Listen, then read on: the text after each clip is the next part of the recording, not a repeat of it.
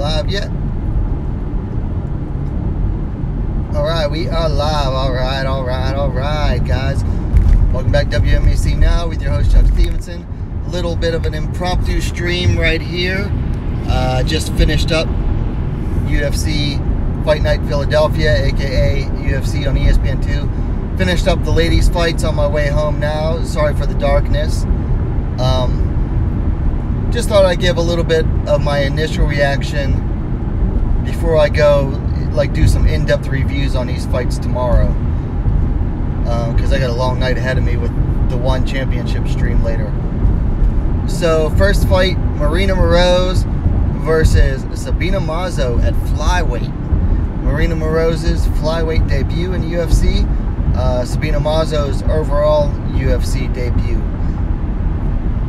Guys, this was the best Marina Moroz that we've seen possibly ever. At least the best Marina Moroz we've seen since the win over JoJo Calderwood in her UFC debut. Sorry for the bumpiness. Pennsylvania roads are shitty. Best Marina Moroz we've seen in a long time, if ever. I'm not sure when exactly she made the move to American Top Team. I know she was definitely training there for this fight.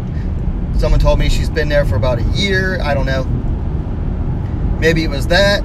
Maybe it was the move up to flyweight. She wasn't as depleted because she always looked strung out, depleted at strawweight. I mean, always.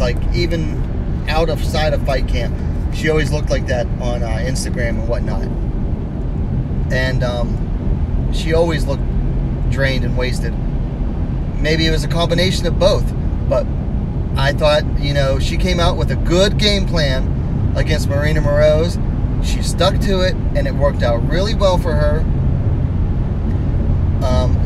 She struck to get to the clinch, which took away all of Moroz's weapons at range. And it worked out, like I said, it worked out really well for her. Now, Moroz started to find her rhythm in the third. And at one point, the commentator said, Moroz is used to 5-round fights. I think she's had one 5-round fight, or one fight that she trained for 5 rounds, maybe 2 in LFA.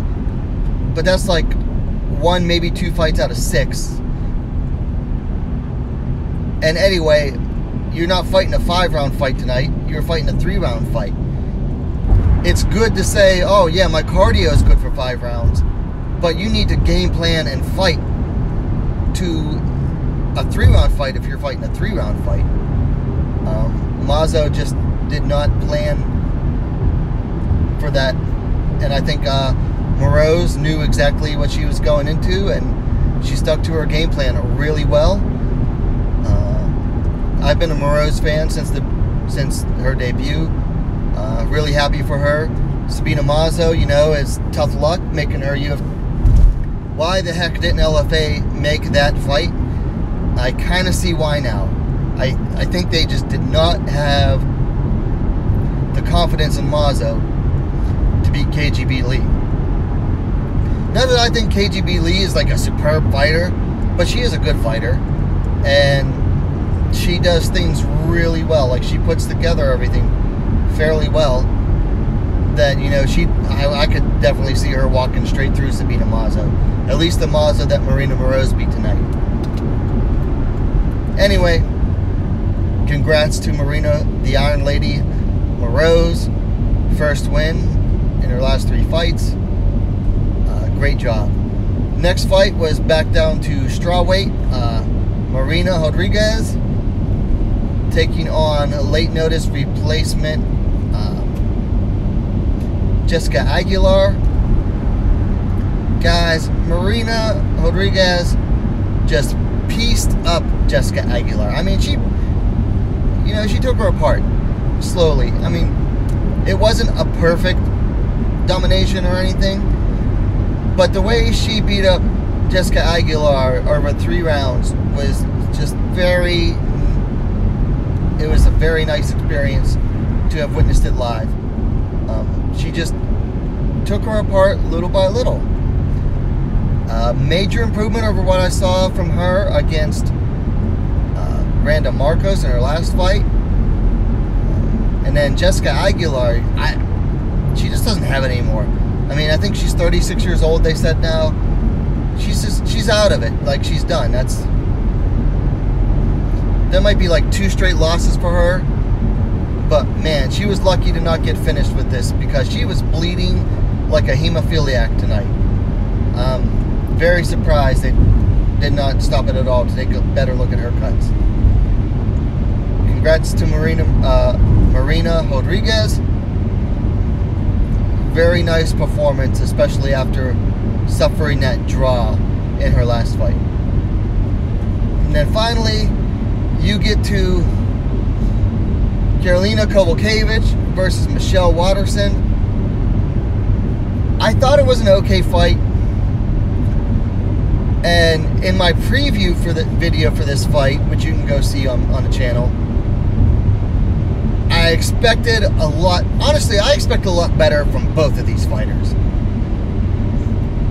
It's not that it was a bad fight. And I didn't even hear the scorecards because I was sitting in Buffalo Wild Wings. I couldn't hear the scorecards. It had to be either 30-27 or 29-28 Waterson. Arguably, you could give the first round to Kowalkiewicz, second and third. Second was all Waterson because of that takedown and the long ground control. Third, I thought Karolina could have taken it, but she got taken down again and just wasn't as effective after that. So I'm not surprised that judges would have given that to Waterson. Again, I did not hear the exact scores, and I'll look them up when I go home. But honestly, I was not happy with either fighter's performance tonight. I just wasn't. I expected better from both of them. First of all, I did not expect Karolina to fall for the head and arm throw in the second round. Like, seriously, that is like Waterson's go-to takedown. And Karolina is way better in the clinch than that. And for Karolina to fall for that stupid head and arm throw the way she did was like amateurish. Especially because you know it's coming from Waterson, because that is her go-to takedown. Actually, I was amazed in the third round she went for a takedown other than the head and arm throw. And then Waterson. Let me get to Waterson. Good volume output. Good volume, but how effective was it? I didn't see that much effective striking. A lot of kicks, always off the front leg. Always off the front leg from Waterson. A lot of kicks. But a lot of them were just missed or deflected by KK. And she was trying to do the whole stance switch-up thing. But it's like, listen, MMA fighters, stop trying to switch stances all the time, okay? It might look cool, but it's not as effective if you're not used to it, okay? Some fighters can do it. Dom Cruz could do it. Garbrandt can do it. Dillashaw can do it. But not every fighter is made to be a stance switcher like that. Stop trying to switch stances all the time. And it showed with Waterson, because she couldn't help herself but to move from southpaw back to an orthodox fighter who stands way too freaking sideways. And I want to swear and stay effing, but I'm trying not to. You got almost knocked out. I'm sorry, I'm just really disappointed with both of those fighters tonight. Like, super disappointed with both of their performances. That I can't help but sound like really pissed off. I expected better from both of them. KK, it's her third loss in four or five fights. No. Did she win 2 fights between Gedalia and Andrade? Either way, it's her second loss in her last 2 fights. She lost 2 in a row now, and she's already talked about being retiring. And I hate to say it, but I think she should.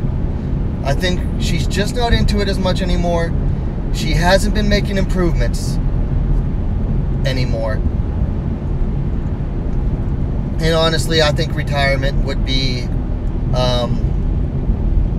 better for her, you know. I guess she likes the guy she's with and wants to get married and have kids. She's 33. I guess it's better now than never. Watterson, she'll probably move up from 9 to like 7 or 6. They'll definitely jump her up at least 2 spots. That seems to be the WME way now. Since WME took over the UFC, if you beat someone ranked higher than you, you immediately take their spot, no matter how many positions it is ahead of you. KK was number 6.